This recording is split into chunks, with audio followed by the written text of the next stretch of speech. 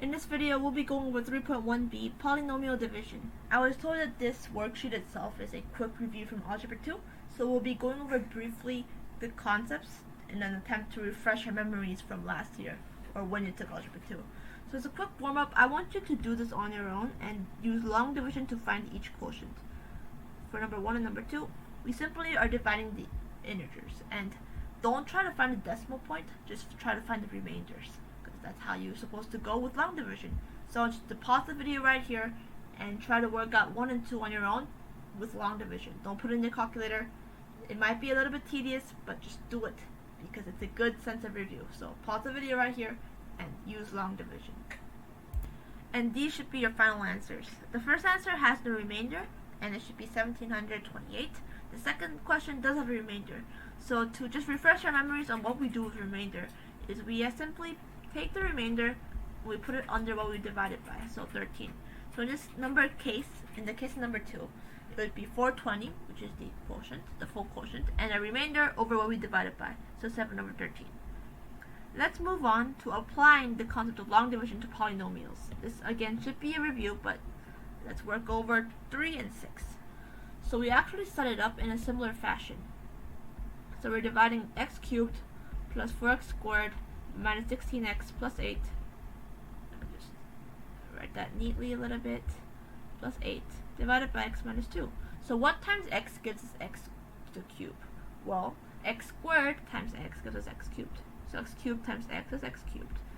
And negative 2 times x squared is negative 2x squared. So we distribute our negatives because we're dividing here and we have to subtract. So x cubed minus x cubed is 0.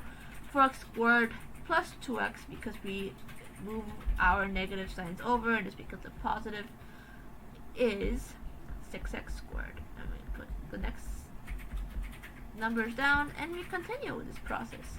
So what times x gives us 6x squared? Well, 6x does. So it'll be 6x squared minus 12x.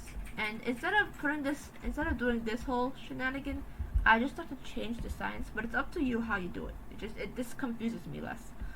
So negative 16x plus 12x is negative 4x plus 8. And what times x gives us negative 4? Negative 4 does. Negative 4x, and then negative 2 times negative 4 is plus 8. We change our signs, get 0. So our final answer is x squared plus 6x minus 4. Pretty simple. And this is just a simple process. We just apply what we did with integers to polynomials. So what do we do when we have a remainder? Well, let's look at number 6. I want you to do this on your own, but remember, if you get stuck, look back upon the 3 questions we did previously, and especially pay attention to number 2. You might see what we do with our remainders. So pause the video and work on number 6, and let's check our answers when we come back. Your final answer for number 6 should be 2x squared minus 3x plus 2 plus 10 over 3x minus 2. How do we find the remainder, and what did I do to get this value over here? Well, we just follow this right here. We put the remainder over what we divided by. So if we go over here, our remainder was 10, so we put it under what we divided by, which is 3x minus 2. Pretty simple. Let's move on to what we do when we have a missing power. When we have a missing power, we use the 0 to fill in the missing term. So for example, in number 7, we're missing the term with the 3rd power, or a cube.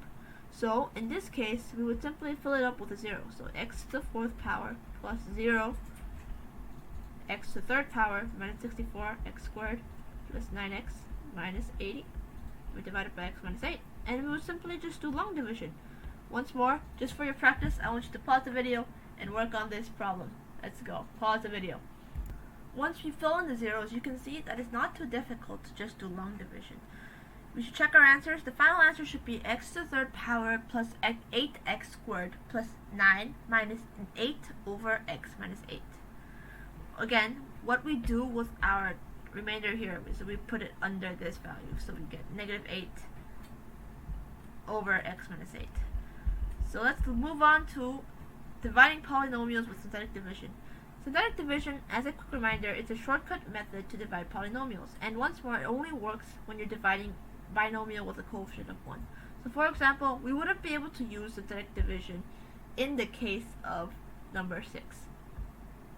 But let's review how we use synthetic division. I'm just going to do 1 because it should be a quick review, and the setup process is a little bit different. We use the opposite side of the long division sign, and we simply put the coefficients down. So 1, -1, and -27, and -28.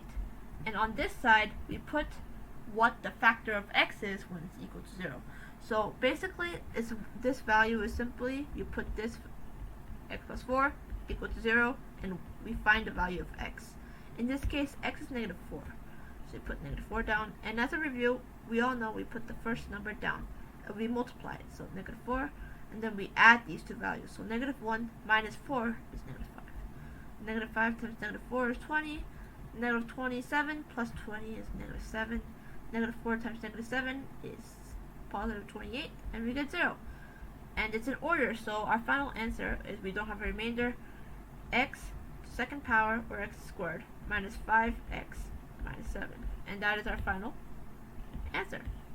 Let's work through 1 as a practice, so you can work 1 through, but please pause the video. Let's work on number 10.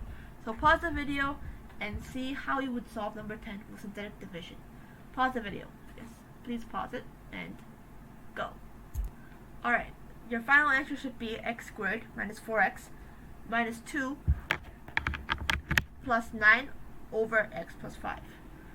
So, pretty much, we take this remainder, and the only thing that's different is we don't actually put it 9 over -5. We return back to what we were dividing by and put it as a denominator instead. Yep, that's pretty simple. Remember, just a quick reminder, when we're missing powers, you also fill the zeros with the missing terms for when you're doing synthetic division. So for 11 and 12, when you work through it as your homework assignment, make sure you don't forget to pad it with zeros if you're missing a term. So let's look at the final page, factoring a polynomial with division. We're using long division or synthetic division depending on what works. Remember this. It only works when we're dividing up by a binomial with a coefficient of 1. So let's try 18 together, and then that would be our last question we do. So we're given fx is x cubed minus 37x minus 8d4. So we're given this, but we know that we can use synthetic division because the binomial we're dividing, the coefficient is 1. So let's use synthetic division. X cubed, actually not x cubed, we're taking the coefficients, so 1. And we don't have the second term, so we'll pad it with a 0. Next is -37 and -84. Right, let's move on. And then, what's the number here? Well, the number here is 7, and we move the first one down, we get 1. 1 times 7 is 7. 0 plus 7 is 7. 7 times 7 is 49. -37 plus 49 is 12. 12 times 7 is 84. And we get 0. So, the question is actually asking for us to factor the polynomial completely. So we're actually given another we're actually factoring this furthermore. So we're given x squared plus 7x plus 12 with no remainder, thank God. So let's do this, and we have x squared plus 7x plus 12. Let's factor it. Well, and let's not also forget the factor we already factored out. Well, what two numbers multiply to 12 and add up to 7? Well, I like to do this little trick here. You get xx, and what two numbers that add up to 7 and multiply to 12? Well, those two numbers can only be 4 and 3. So when we factor it, it would be x plus 4, x plus 3, and x minus 7. So, which gives us x values of -4, let's put brackets, -3, and 7. I want you to work through the rest of these. Good luck to you, and this is my video. Good luck.